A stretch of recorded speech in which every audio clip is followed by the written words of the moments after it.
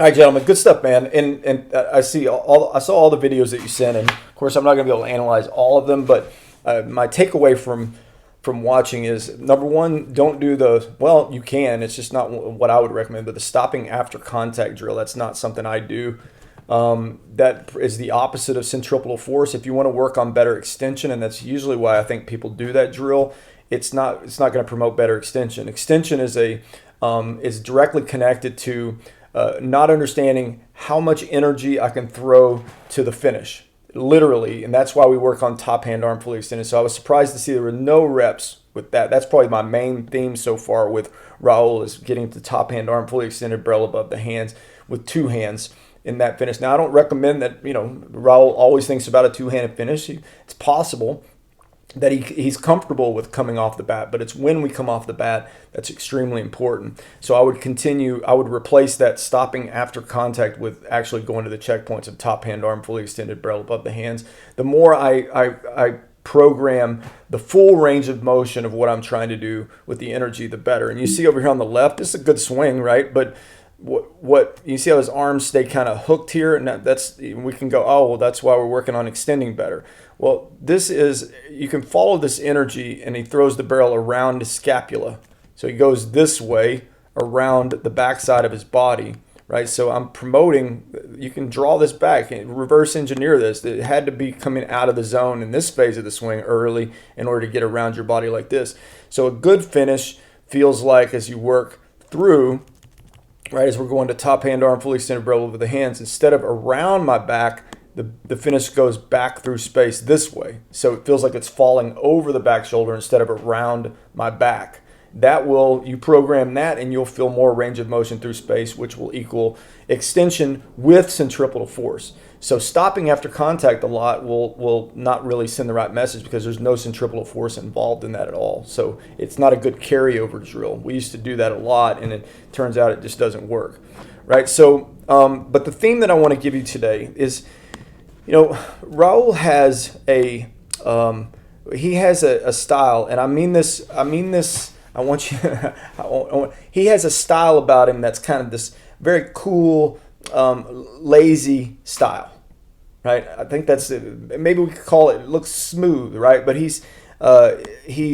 we'll just watch this, right? So he just kind of flips the bat at it, and approach wise, he gets the bat on the right part of the ball, but he comes out of his legs and his balance points really early, especially here at the end. That right now, this is, if I could give you one, if there was the last video that I ever send you guys and I never see you again, if you start making, especially at his age right now, right, when we're going into environments like this, there are certain things I can control.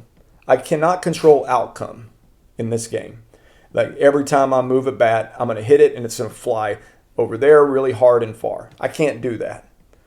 That's impossible in this game. But there are things that I can control, right? And the reason why there's so many things about this bat between the feet thing that I think that I like for Raul, right? I just want you to watch as he goes to the finish of this swing, right? And I want you to just see his presence from the ground up.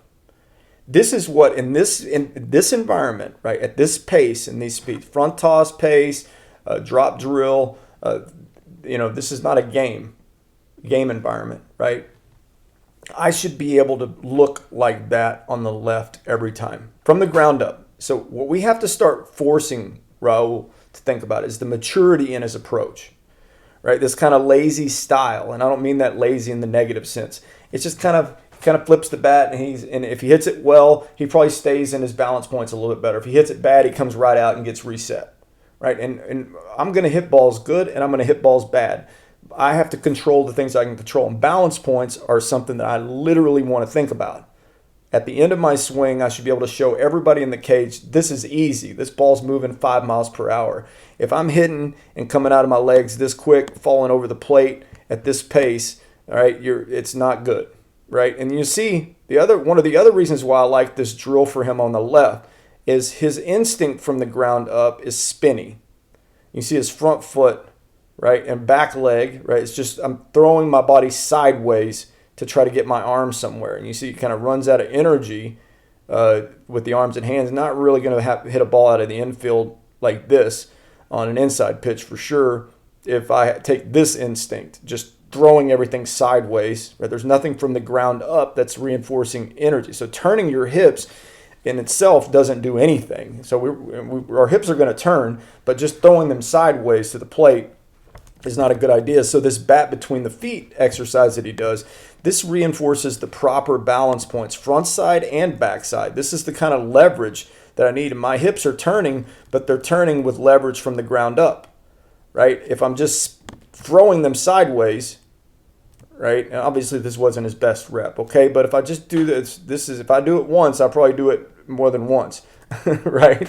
And so he loses range of motion, and really hard to extend through a ball and really get through it when I'm just shifting my body sideways like that to throw everything down the line, right? But this type of leverage and balance is what we have to start really getting him to be consistent with. After every rep in this environment, he should be able to hold balance points like this.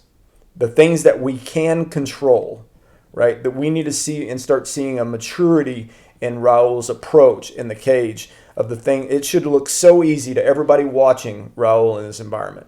It should look too easy, right? And I don't mean, again, that the outcome is always going to be great, but reps like this, where he falls over and kind of just lets go of the bat, that lazy style, man, that's got to go away, right? He's got to, especially at this age, right? Just kind of flipping the bat, right? We're going to have a little Punch and Judy on our hands if we're not careful with that kind of style. We're going to have big, firm balance points every time I do this drill. Every time I do a T-swing, every time I do whatever I'm doing in these environments, I'm going to, from the ground up, I'm going to show everybody in the building that I got this under control. That's what this is on the left. These balance points are absolutely necessary in this environment. Okay? So that's kind of my takeaway from watching these videos, is that he has, again, and I don't mean, when you hear lazy, it sounds very negative.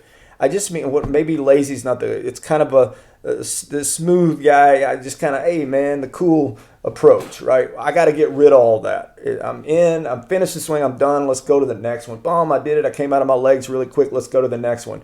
No, every rep looks like this from the ground up, right? That's going to make a huge difference, right? When I start understanding that my practice reps are not outcome oriented all the time, it's what the things I'm doing, the things that I can control every single rep. It's going to make the big difference in his development. Okay, so I want you to stay on top of him in this environment about catching good solid balance points at the end of the swings, right? That will translate really well. And I think it's really important right now at this stage of being mindful of the top hand arms extension and the barrel above the hands as a rule, right? As we see pretty consistently, his arms stay kind of hooked around his body here instead of really driving back through space. And that range of motion at the end that we're looking for promotes more through space here, right? They go hand in hand. It's the same thing.